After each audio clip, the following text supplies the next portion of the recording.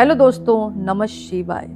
दोस्तों, मार्गशीर्ष का महीना यानी कि अगहन का महीना और इसमें जो है पहला प्रदोष जो पड़ रहा है दिसंबर के महीने में 13 तारीख शुक्रवार का पड़ रहा है। तो सब प्रथम तो आपको शुक्रवार पर जब प्रदोष पड़ता है तो उसको कहते हैं शुक्रवारी प्रदोष। सब प्रथम तो आपको शुक्र प्रदोष व्रत की बहुत बहुत शुभकामनाएं।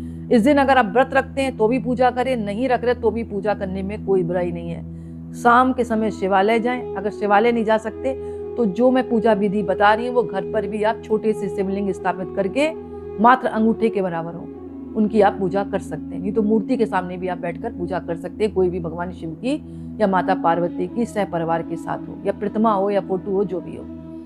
प्रातः काल स्नान करें, सूर्य भगवान को अर्घ्य दें, पंचदेवों की पूजा करें, श्री गणेश भगवान का ध्यान करें, उसके भगवान शिव और माता पार्वती की पूजा करें। भगवान शिव का पंचामृत से अभिषेक जरूर करें। अभिषेक में आपको दूध है, दही है, घी है, शहद है, गंगा जल है, 5 चीजें मिलाकर उनका अभिषेक करें।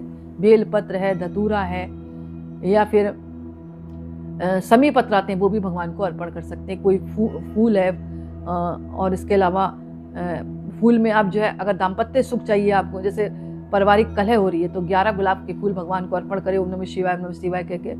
और अगर आपके जीवन में मतलब कहते हैं ना सुख सौभाग्य की बरकत नहीं हो रही तो आप सफेद बेले के फूल की माला या धतूरे के फूलों की माला भी उनको अर्पण कर सकते हैं। अगर आपके ऊपर ऋण चढ़ गया है तो शहद से अभिषेक करें, ऋण मुक्तेश्वराय नमः का जाप करें।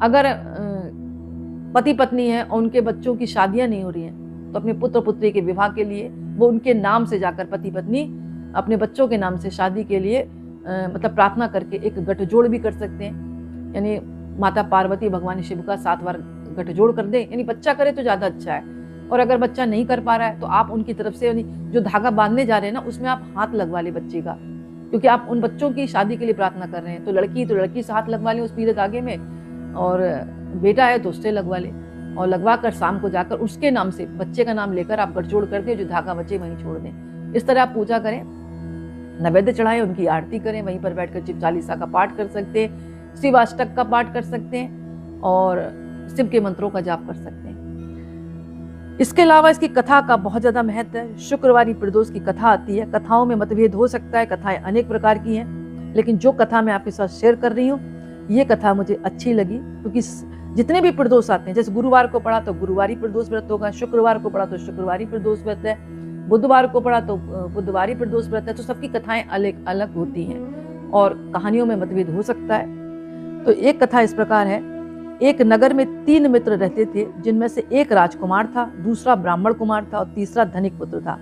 राजकुमार और ब्राह्मण कुमार दोनों विवाहित थे, लेकिन कुछ समय बाद धनिक पुत्र का भी विवाह हो गया, लेकिन उसका अभी गौना नहीं हुआ था, इसलिए धनिक पुत्र की पत्नी अभी मायके में रहती थी। एक दिन तीनों दोस्त साथ में बैठकर स्त्रियों के बारे में चर्चा कर रहे थे, जिस पर ब्राह्मण कुमार ने स्त्रियों की तारीफ करते हुए कहा, नारीहीन घर भूतों का डेरा होता है। धनिक पुत्र ने जैसे ही ये बात सुनी तो उसे तुरंत अपनी पत्नी को घर लाने का निश्चय कर लिया। धनिक पुत्र को उसके माता पिता ने खूब समझाया कि अभी शुक्र देवता डूबे हैं, इस समय बहु बेटियां उनके घर से विदा करवा कर लाना अशुभ होता है। लेकिन धनिक पुत्र ने किसी की नहीं सुनी और वह तुरंत ससुराल पहुंच गया। धनिक पुत्र को उसके ससुराल वालों ने खूब समझाने का प्रयास किया, परंतु वह जबरदस्ती अपनी पत्नी को विदा कर लाया। विदाई कराने के बाद दोनों पति पत्नी शहर से निकल ही रहे थे कि उनकी बैलगाड़ी का पहिया निकल गया और बैल की टांग टूट गई, जिससे दोनों को चोट लगी। दोनों फिर भी आगे चलते रहे। अभी कुछ ही दूरी पर पहुंचे थे कि उन्होंने डाकू मिल गए। डाकुओं ने उनका सारा पैसा लूट लिया जो विदाई के समय लड़की को उसके पिता ने दिया था। जैसे ही दोनों घर पहुंचे तो धनिक पुत्र को सांप ने ढस लिया। उसके पिता ने वैद्य को बुलाया तो वैद्य ने बताया कि उसके 3 दिन ही मृत्यु के रह गए हैं, 3 दिन बाद इसकी मृत्यु हो जाएगी। जब धनिक पुत्र के मित्र ब्राह्मण कुमार को यह खबर मिली तो वह तुरंत अपने दोस्त के घर पहुंचा और उसने अपने मित्र के माता पिता को शुक्र प्रदोष करने का बताया। उसने कहा कि इसे पत्नी सहित वापस ससुराल भेज दो। धनिक ने भी ब्राह्मण कुमार की बात मानकर दोनों को ससुराल पहुंचा दिया।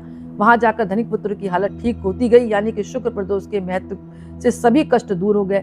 इसलिए शुक्र प्रदोष के दिन यह कथा अवश्य पढ़नी चाहिए, सुननी चाहिए।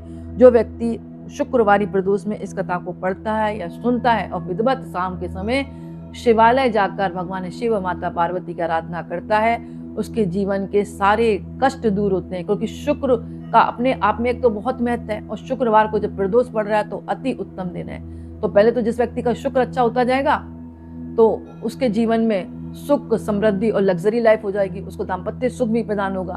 तो दोस्तों, अगर ये कथा आपने सुनी तो इसका भी आपको पुण्य प्राप्त होगा, और लोगों को भी आप इस व्रत के लिए बता सकते हैं। वैसे भी प्रदोष व्रत अपने आप में बहुत खास होता है। इस दिन अगर व्रत रख रहे हैं तो ब्रह्मचार्य का पालन करें, और दिन में शिव मंत्रों का जाप करें, और किसी की निंदा चुगली ना करें, पशु पक्षियों की सेवा करें, किसी को प्रताड़ित ना करें। प्रताड़ित 3 तरीके से होता है, मानसिक द्वारा, हाथों के द्वारा और मुंह के द्वारा। किसी को कटु वचन ना बोले, किसी की निंदा ना करें, चुगली ना करें, यानी सात्विक प्रवृत्ति से आप रहे, और सात्विक प्रवृत्ति का ही एक टाइम भोजन करें, नहीं तो फलाहार करें। तो दोस्तों, एक छोटा सा वीडियो था, पसंद आया तो लाइक करें, कमेंट्स में नमः शिवाय जरूर लिखें। बहुत बहुत धन्यवाद।